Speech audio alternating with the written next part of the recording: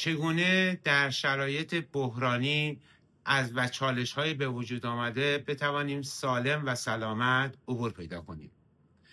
1. خودمون رو بروز کنیم.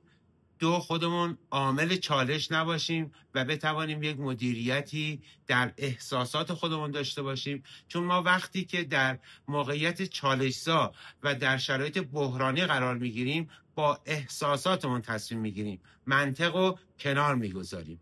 پس بهتره بتوانیم مغزمون، ذهنمون، شرایطمون، امکاناتمون و شرایط موجودمون رو کاملا شفاف و دقیق کنیم و بتوانیم با شفافیت کامل روی کرد و مسیر و اهداف دقیقی رو برای خودمون ترسیم کنیم که در یک زمانبندی، در یک شرایط خاص که این شرایط به وجود آمده است، از این بحران ها عبور کنیم.